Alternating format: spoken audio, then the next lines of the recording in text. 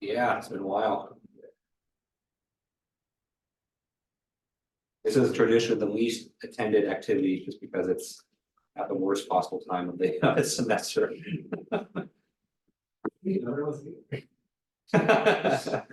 Everyone important. Walked in and saw like 5 people. I just looked at Zoom, there was like 15 in there. Yeah. Oh, okay. There. 15 is pretty good for Zoom. I mean, all you guys are seniors, and so I know you guys have design review and stuff. So I know how it is. I know you guys get 15 stuff. Also, Professor, do we have to do optimization and run it back to back on the same day for the test? We do, unfortunately.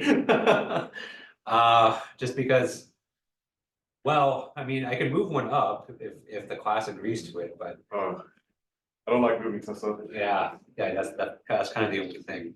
That would have to be after break, right? Yeah, but then after break, you know, I don't like giving something right after break. I'd rather do it. You rather take it after break or before break? I'd rather just get them both over before break. Yeah. I used to like put these to a vote, but then that kind of creates some like politics in the class too, where like some people want one thing, other people want, and you know, people start to like not like each other. And so it's like, you know, I think I just need to make a decision and, you know. None of us like each other anyway. That's fair, that's fair. A take-home test? You want the Sunday before break? No, I don't like take-home exams. Their take-home exams are a lot harder to make, a lot harder to grade, so. At least with with an in-class exam, I know the parameters are gonna be the same for everyone, so everyone has the same amount of time. Yeah, it's just kind of easier.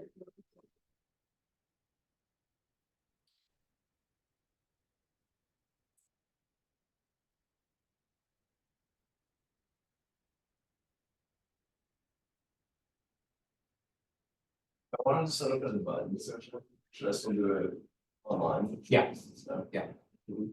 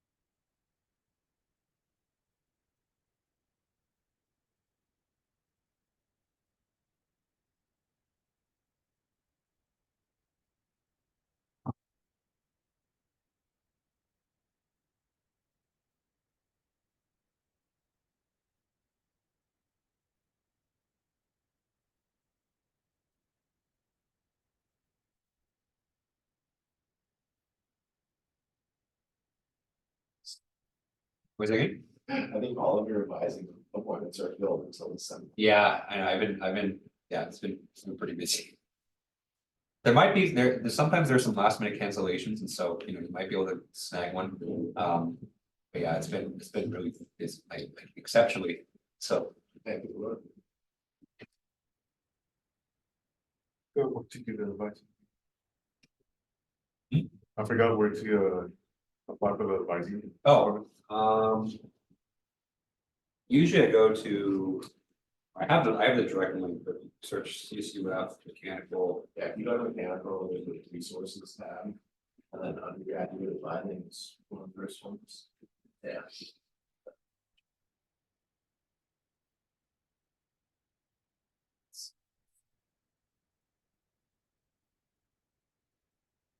Yeah, only December.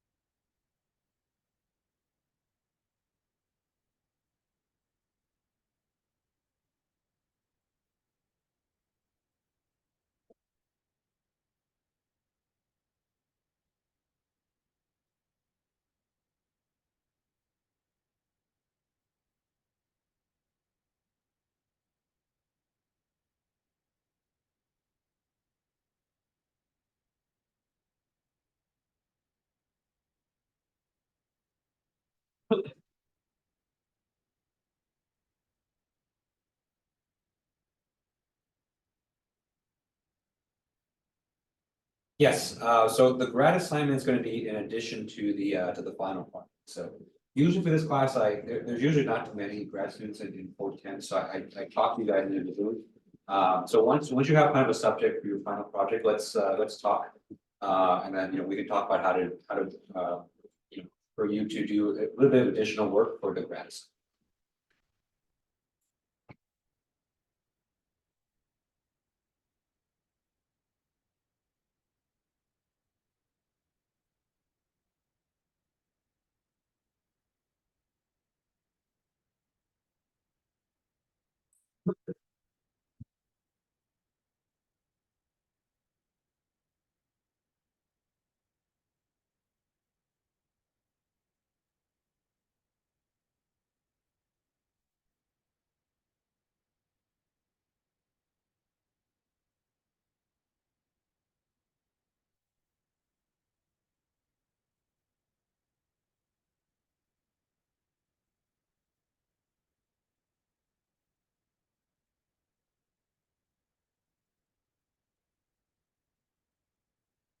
All right, it's 5:30. Let's go and get started. All right, good evening, everyone. How's everyone doing today? Good, hanging in there. Almost Thanksgiving. Yeah, we have a big week next week, but after that, then we have a week off, which is nice. Okay, so today's an exciting day. We haven't had one of these in quite a while, just because we've been talking about direct stick stuff, but we have another ANSYS activity today. Okay, so this is ANSYS activity number 5, and the subject is going to be dynamics. Okay, so for the last couple lectures, we've been talking about this idea of running an unsteady or dynamic simulation. Now we're going to put it into practice. So we're going to go through how to do this in ANSYS.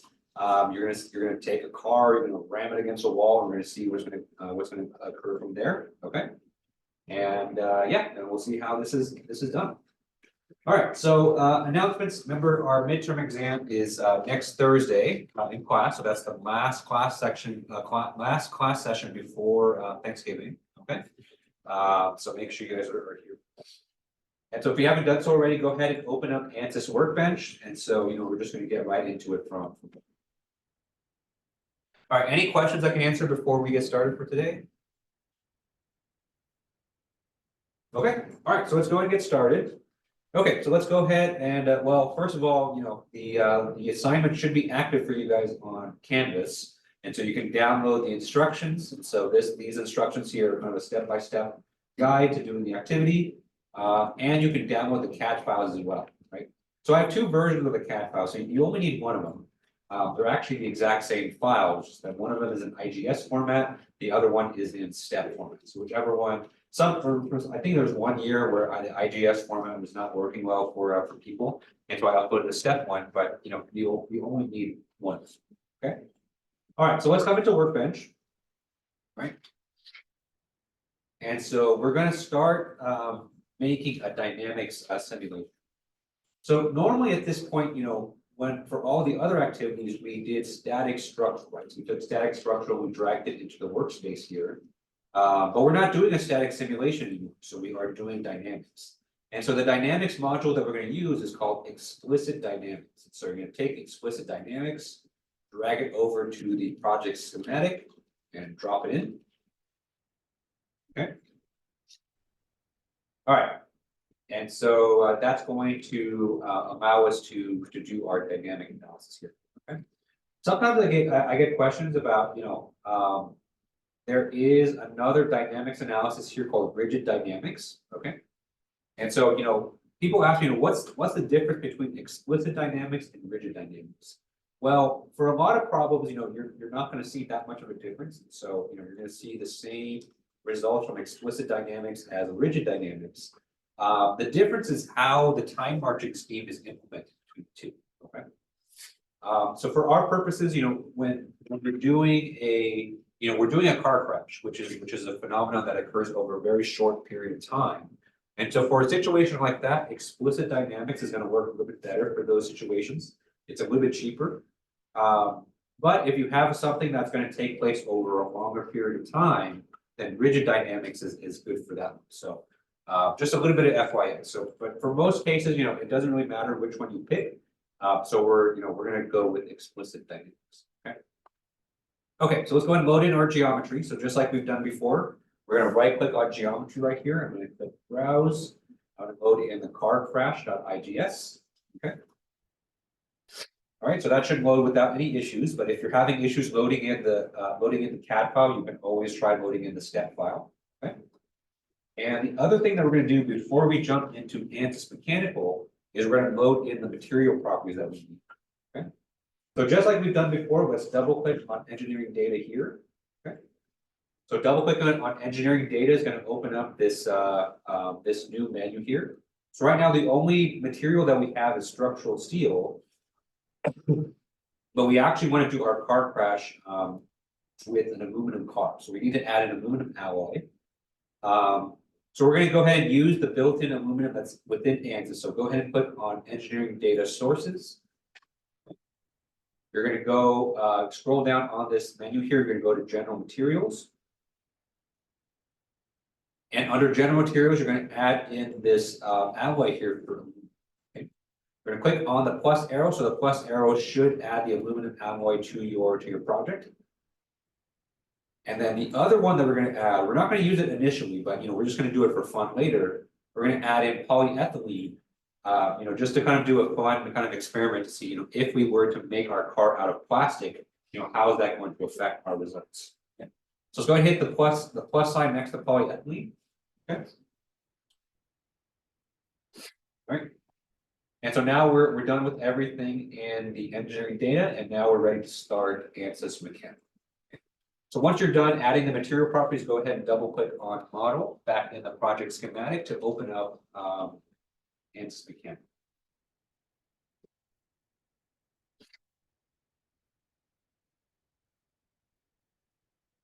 Any questions on this so far?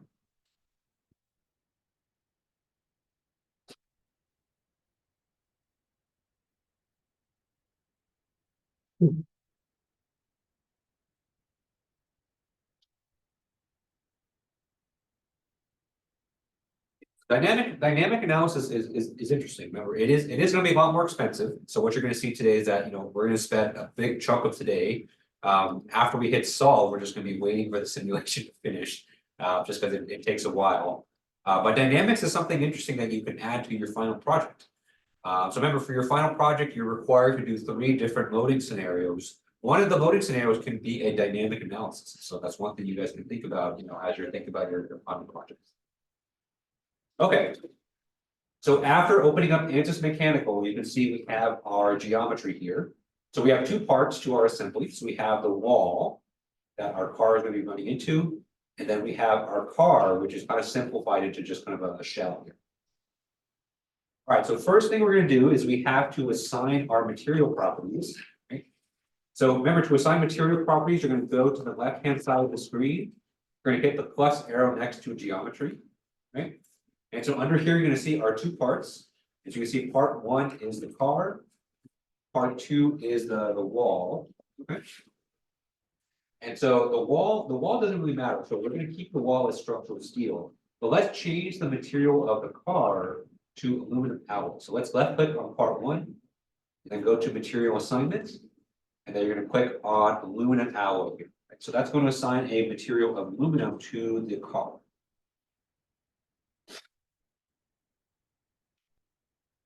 Okay.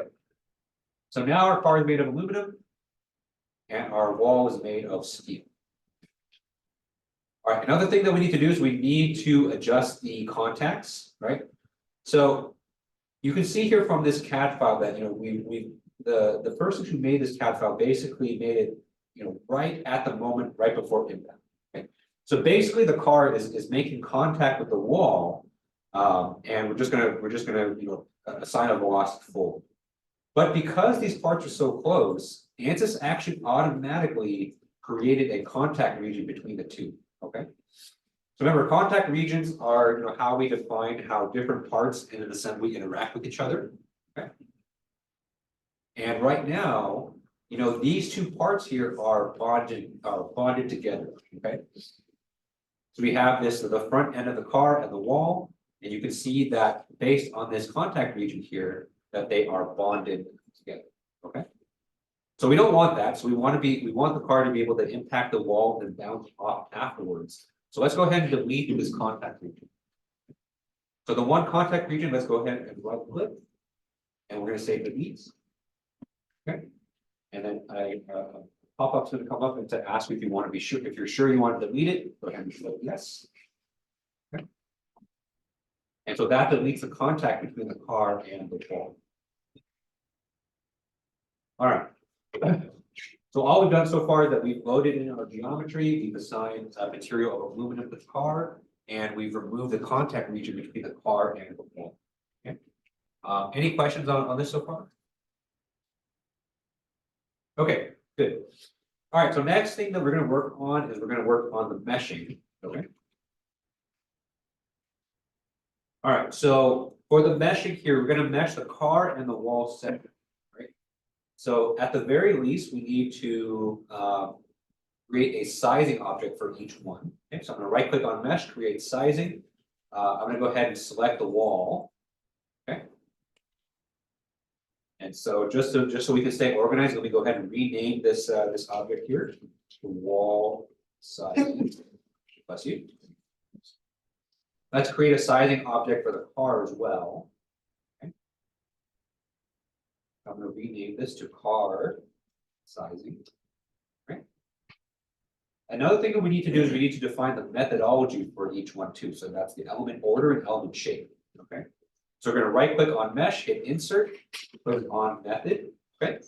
So that's gonna be able to choose, that's gonna allow us to choose the order and the shape of the elements and how to mesh.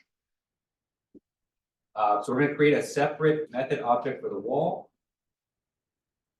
I'm gonna go ahead and rename this to wall method. And then let's go ahead and insert another method object for the car itself.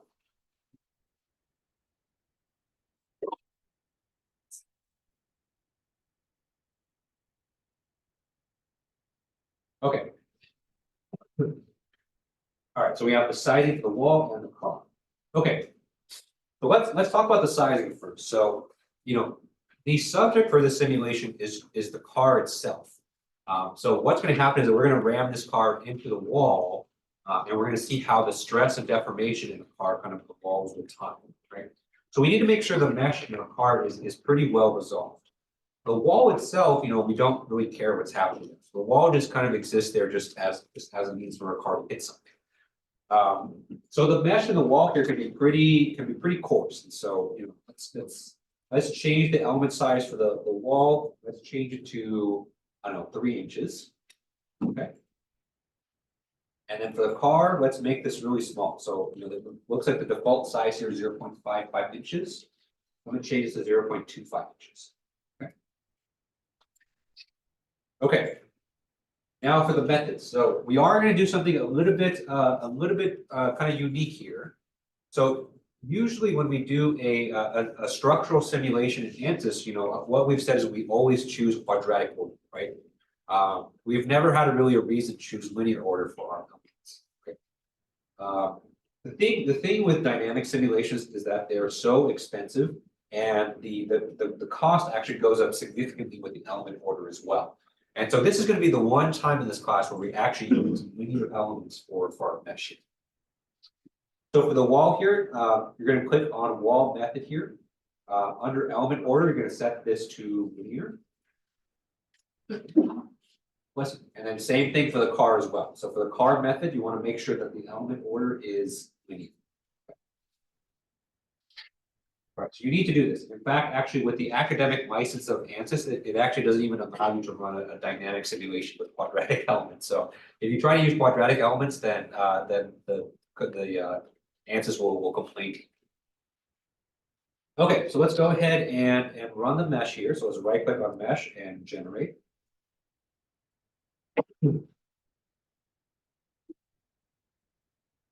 Okay.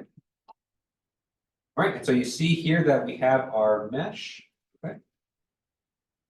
So you can see here our car is fairly refined and our wall is fairly coarse. Okay. Okay. In fact, for the car, let's try to refine this even more. So instead of 0.5, I'm going to try to take it down even more. Let's try 0.15. And let's see if we can put hexahedrons on it. So let's see if we can do hexagons. Let's see if this is going to work. I haven't tried this with hex dominant before, so let's see if this is going to.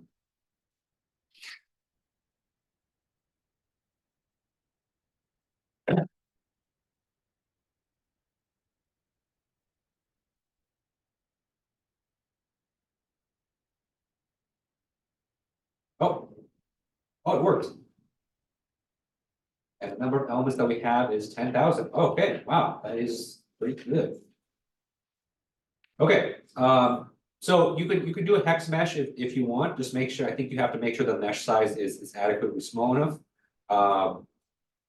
And you should end up with about 10,000 elements. So I'm trying to be a little bit careful here. You don't want to have too many elements in your mesh, because remember the dynamic simulation is going to be really expensive, and so we don't want to add too many elements here. Okay, but if you have a mesh that kind of looks something like mine, then you're going to be. All right. Any questions on the mesh? Yeah. What did you change for the mesh?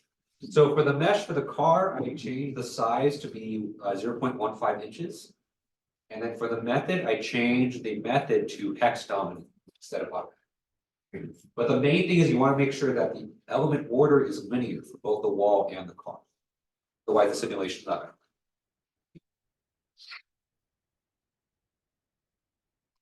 All right, any other questions on the mesh? Yeah, What did you make the siding for the wall? the wall, I just showed something real big, I just showed 3 inches. Yeah, so you can see from the figure here that this is not a full-size car, this is kind of a tiny car. I don't advocate crashing your real car into a wall to see this. Okay. Okay. Next thing we're gonna add here are the loads and constraints, okay? So we have to add constraints here. The thing with dynamic simulations is that loads are actually optional, so you don't actually need to add a load. You can apply a load through an initial condition, which is what we're gonna do in this case, okay? But we do need to apply some constraints, okay? So we do need to apply a fixed support. Let's go ahead and right-click on explicit dynamics A5, go to insert. And let's go ahead and add a fixed support. Okay. Now, we need to apply a fixed support on the parts of this model that are not going to move. So the one part that we don't want to move at all is the wall. Right? So we want to make sure that the wall is fixed in place. But you have some options here. Okay? And so technically speaking, you only need to fix one surface of the wall in order for the entire wall to be fixed. Right? So you can do this just by fixing the bottom surface of the wall. You can also fix the back surface if you want, or the top, the sides of your, you want to do that. The only surface that you cannot apply a fixed support to in this simulation is the front of the wall. Okay. Now, the dynamic simulation that we're going to be running in this case is what's called a contact simulation. So in other words, we're going to have one part of our assembly, basically be in contact with another. Okay. Contact problems in finite elements are actually very, very difficult. In fact, it's a huge area of research right now, right? So we don't really have enough time to go through all the intricacies of what makes a contact problem, what constraints it has. But the one thing you absolutely cannot do is you cannot apply a fixed constraint on any surface that's going to be in contact with another one. Okay? And so if you apply your fixed support on this surface here, what's going to happen is that the car is going to hit this surface, and because we're applying a fixed support here, that surface there is going to be excessively rigid. Okay. And so the thing with contact problems is that there needs to be at least a little bit of give in between the surfaces that are in contact with each other, just for numerical stability purposes. So if you try to apply your fixed support on this surface right here, it's going to cause the entire simulation to just kind of blow up. And so what I would recommend. So a lot of people, what they've done is they apply the fixed support on the back surface. That works just fine. I'm going to apply it on all of the surrounding surfaces. So I'm going to do it on the bottom, on the side, top, and on that side. Okay. So basically, this wall is fixed from all surfaces around it.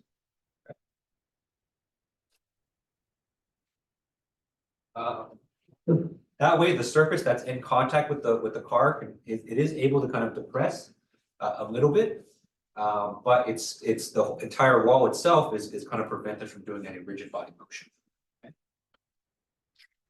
Okay.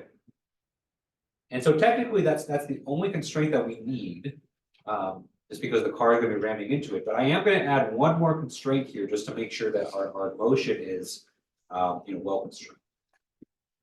So this car, even though it's not here, the wheels are assumed to be on the ground, right? So the ground is kind of right underneath the car. Pretend that I drew a straight line. So, we need to set a constraint here to make sure the car doesn't, clip into the ground. So we basically need to make sure the car kind of stays grounded, okay? So the way we're going to do that is we're going to apply a displacement constraint on the lower edge of this car right here.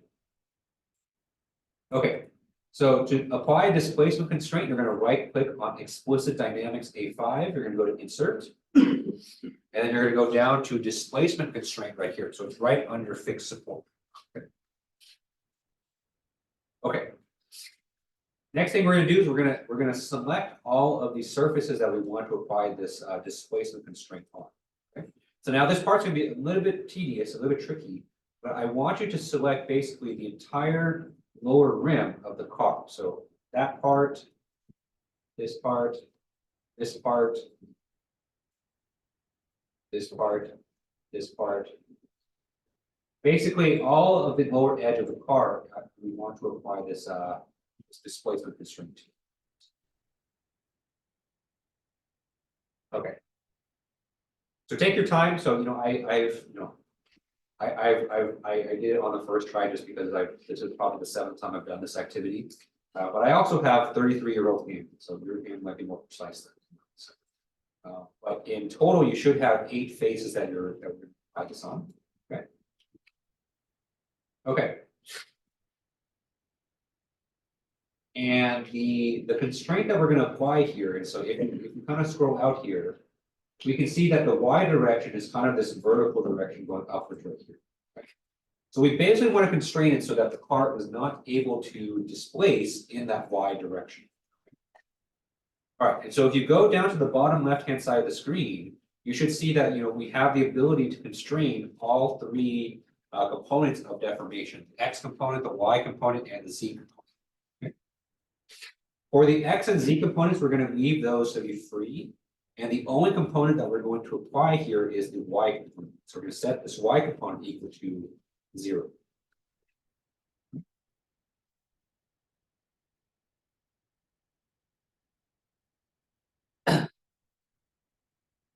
Okay. So essentially, we're assigning a roller support on the bottom of the car, just to make sure the car doesn't, go flying off to infinity after we crash it. All right. Any questions on this? Okay, good. All right, so that's it for constraints. So we're not going to add any more. We're actually not going to add any forces as well. So the only other loading that we're going to apply here is we're going to apply an initial condition. Okay. So remember, we talked about initial conditions on Tuesday.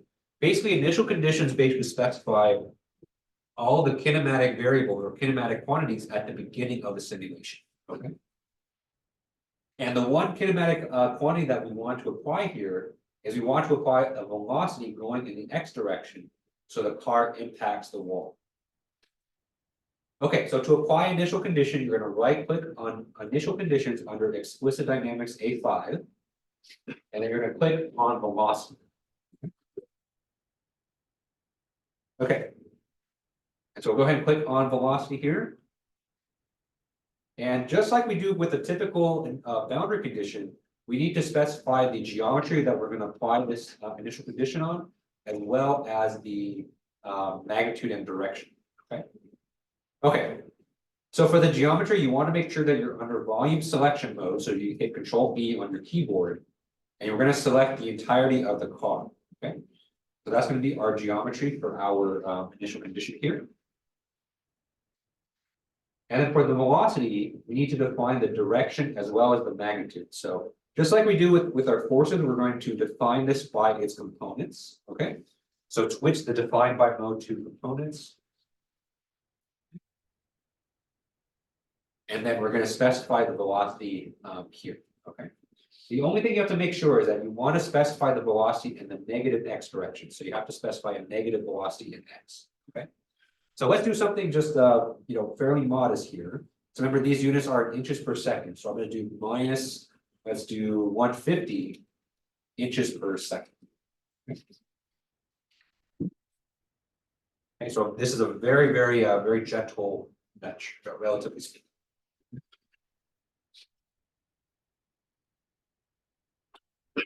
Okay.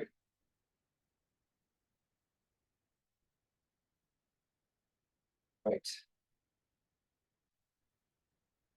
So that's about it. So that's all the forcing and boundary conditions that we need. So the last steps here are just going to be to kind of clean up and set the last bits of analysis here, or last bits of settings, specify our output variables, and then just run the simulation. Any questions on the initial conditions, initial velocity? Yeah. So, sorry, maybe I missed that part. We weren't just inserting like something that support displacement. That's not rating inserting velocity.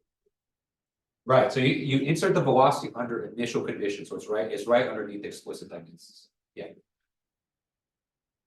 Yeah.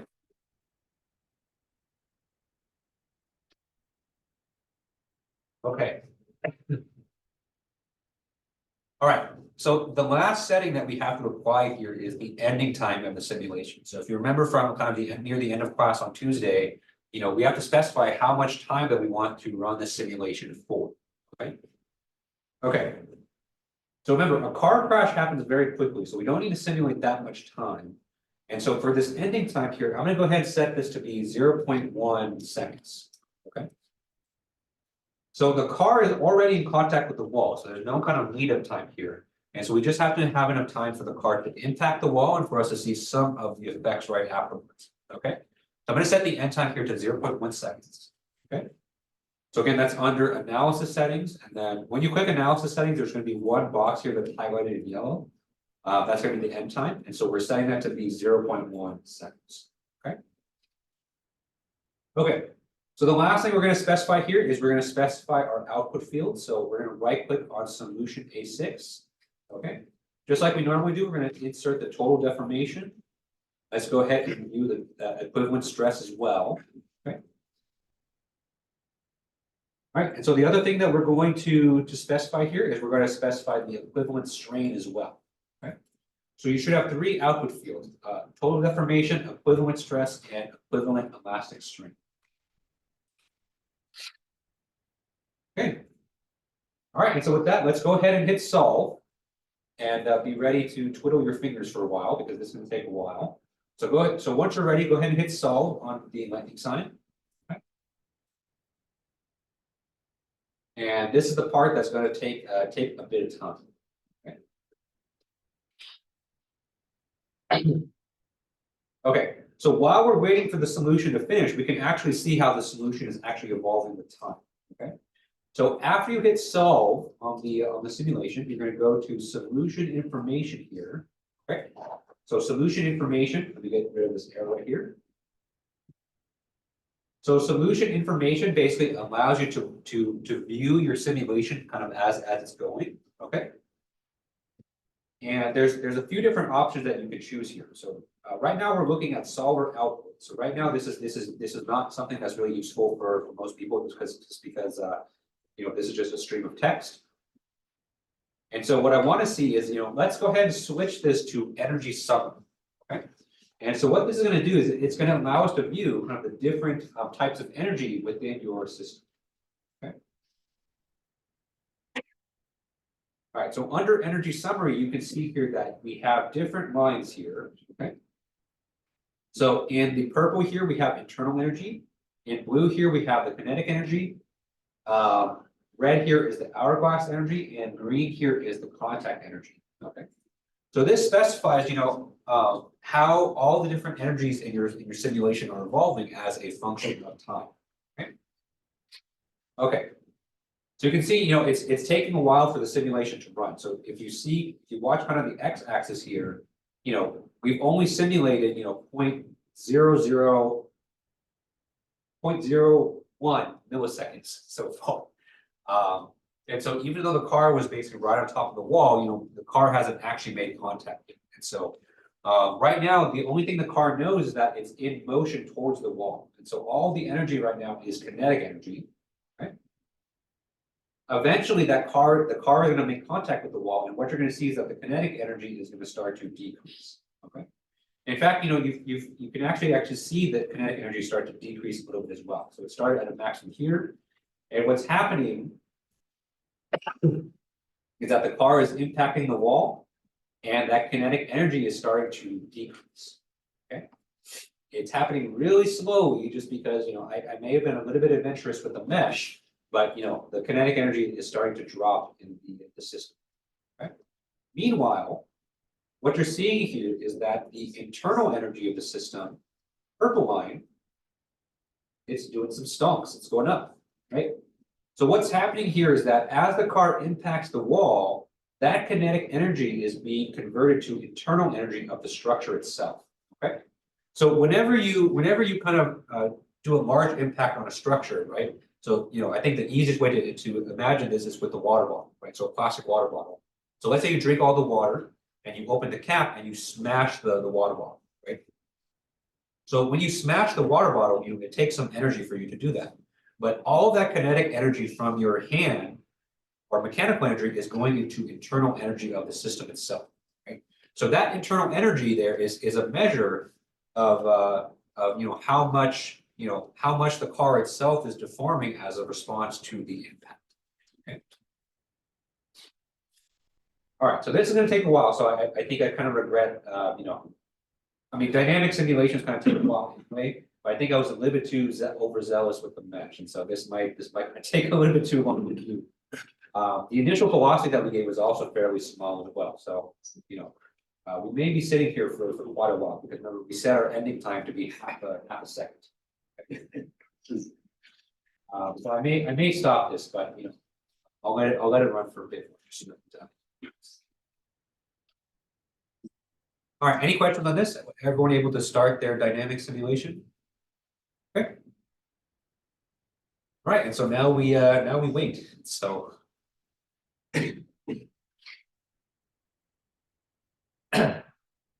so actually, I think I am going to stop this. I'm going to go ahead and force in the mesh so that you kind of see the results here. I'm going to give it a larger initial velocity as well, just so you can see. But you guys can keep yours going if you want. But I'm just going to stop mine just so that we can kind of see the results. Okay. Okay.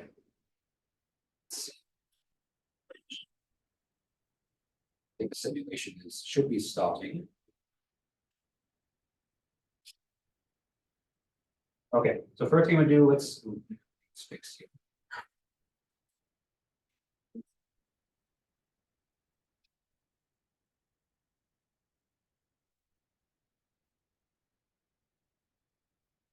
Dynamic simulations take a while to start up, but they also take a while to stop too once you get it going. So, yeah. So for those of you that are following along later, be careful a little bit with the mesh size and with that as well. Okay. All right. So while that's going, I'll go ahead and outline the rest of the report, rest of the activity. Okay. Because we're basically done. So that's basically the entire activity there, besides looking at the results. Okay. Okay. So what you should see is that you should see a graph that looks something like this. So once the car makes impact with the wall, then the kinetic energy is going to drop pretty dramatically, and the internal energy of the system is going to go up. Okay, because as the car is deforming. And in fact, I don't have an image of the car itself, but that's generally what you should see. Okay, so if we kept that simulation going, that's kind of what's expected of that. Okay, so for the rest of the activity, what you want to do, or what I want you to do, is I want you to find the maximum velocity that the car can be, that the car can have before it experiences failure. Okay. So the yield strength of aluminum, we're going to assume in this case is 55. Okay. Well, so just like we did for activity 2, I want you to adjust the velocity of the car until you reach a maximum equivalent stress of 55 megapascal. All right, so that's problem 5. Problem 6 is I want you to redo the analysis, redo problem 4, not problem 5. Or actually, no, I want you to redo problem 5, but I want you to change the material properties of the car to polyethylene. Okay, so change the car to plastic. And polyethylene has a yield strength of 5 megapascal. And so what you're going to see is that the polyethylene car will have a lot smaller of a velocity that it can tolerate before it just completely crumples over. Okay. And then problem 7 here is just to summarize your findings. And so just like we traditionally do with these activities. Okay. Okay. Actually, I'm going to go ahead and close this, see if this works. I do want to show you the results.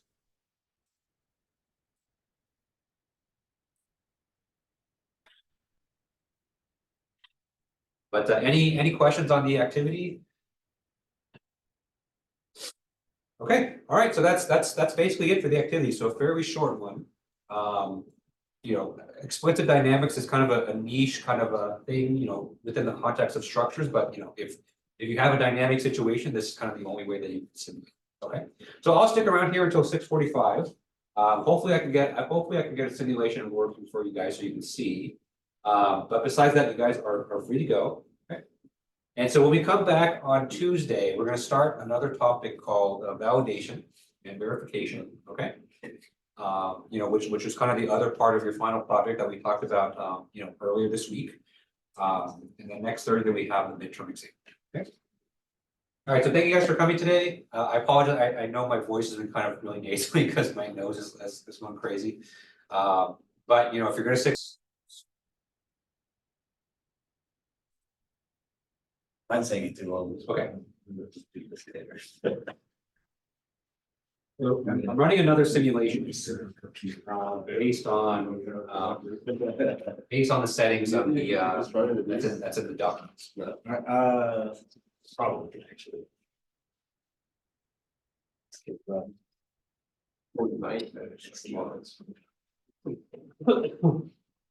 Like everything makes Yeah. because I have to go outline. What's the outline? You know that word you? Yeah. And then the LS trials. Very good. You should advance some students. It's pretty fun. I'll edit the video so that it's gonna stick to this part. But that's good. All this, to cancel what we have right now. Okay. We might have what? We have like 15 minutes.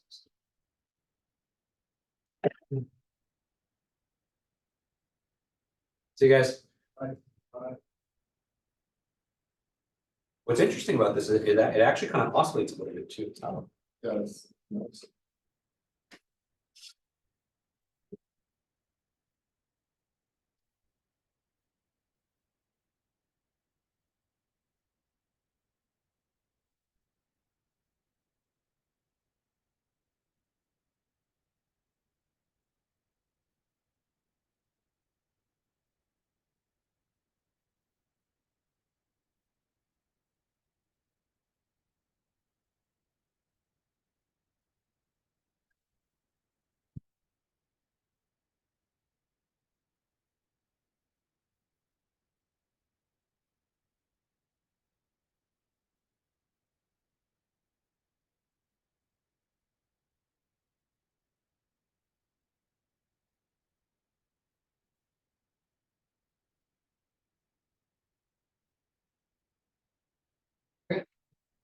All right, so in case you were wondering kind of what the simulation looks like at the end. It's like this. So it kind of almost looks like, of course, the deformation here is kind of exaggerated a little bit. Just so you kind of see it, but you kind of see all the vibrations in the car that are going, after it kind of makes impact.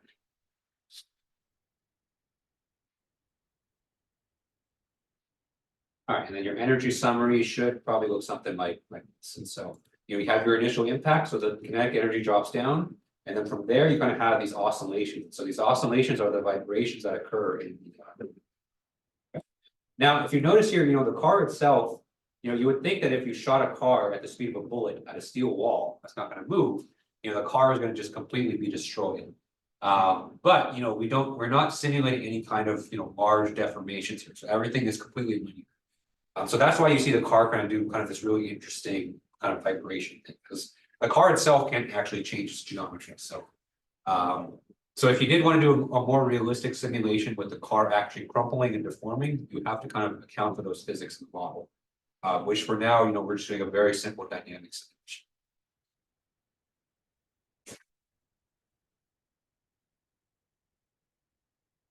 Yeah. How do you just cancel the simulation?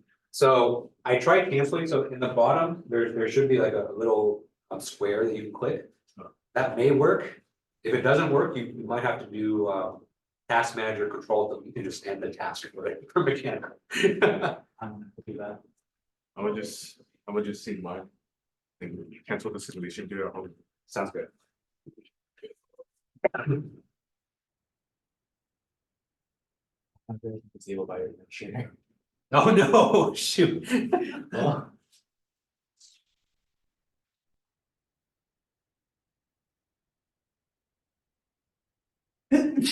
Question. Thanks.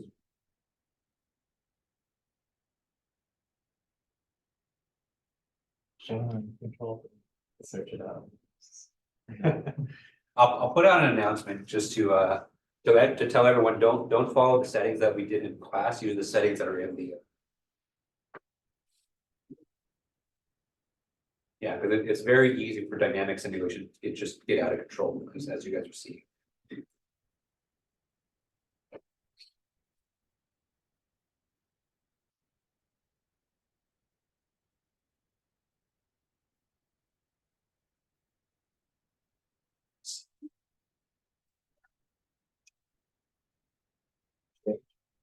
So I mostly changed the initial velocity.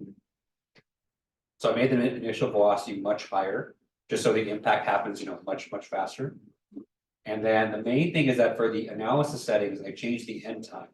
And so instead of being half a second, I made it 7.5 times 10 to the minus 4 seconds.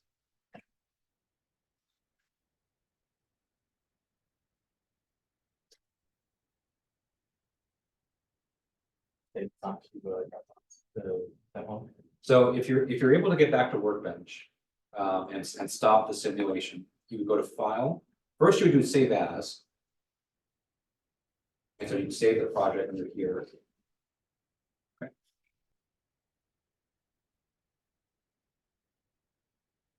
And then what you would do from there is you would go to Archive. And so what Archive is going to do, because when you click Save As, it actually saves the project as multiple files. And so you need to save it as just kind of one zipped file. So that's what the archive does. And so you click Archive, you give it a name. And then you say Archive. And so that's going to create one single zip file that you can send over drawings. Okay, I think whenever I tried to do that on my import, thinking it was archive. Oh,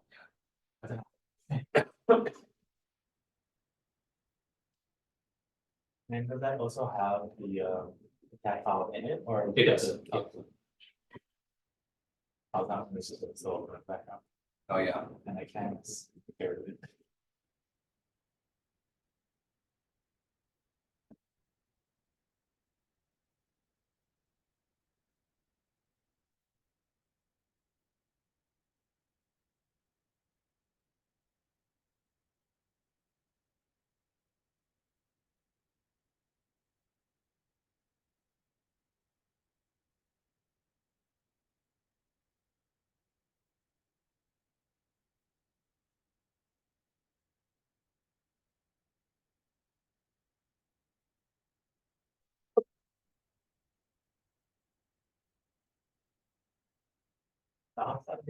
Say that there will be fair, you said, or there? Yeah, there's nothing on Tuesday, so I have Monday, Wednesday, and Thursday. When you say the best time? Upsides? Oh, for advising? Yeah. So, for advising, let's meet outside. So let's meet Tuesday after lunch. Okay.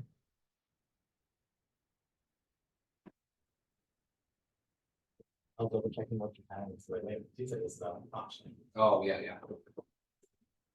So I did set up the advisor meeting, however, that's already in December. I didn't realize I did all these already.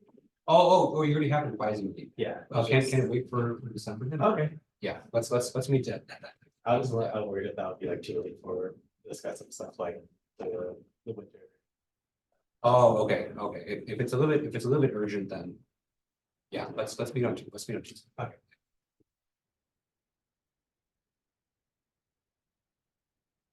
See if we can shut down in time soon.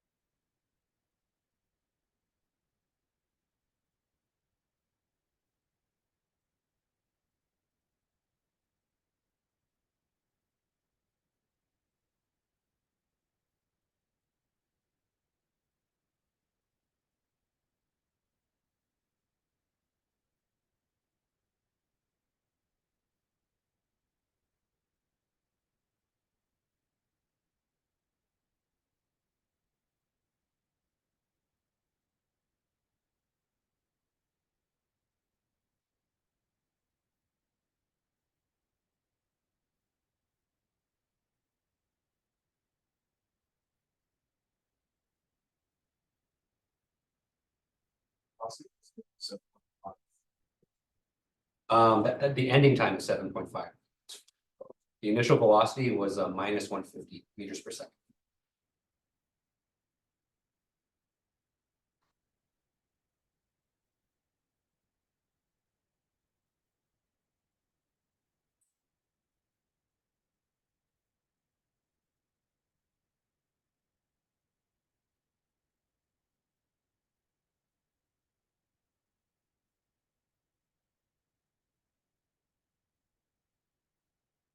How long did it take you to close out the app?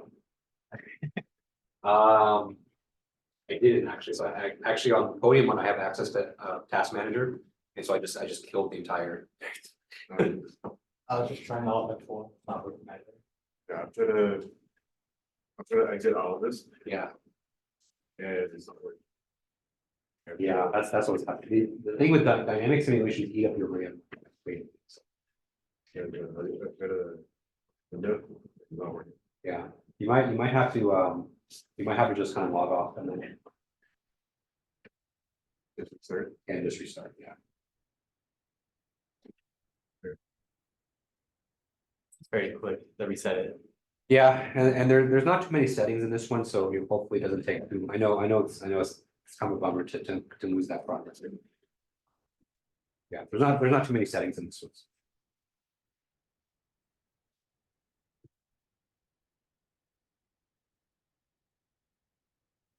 It's under analysis settings here.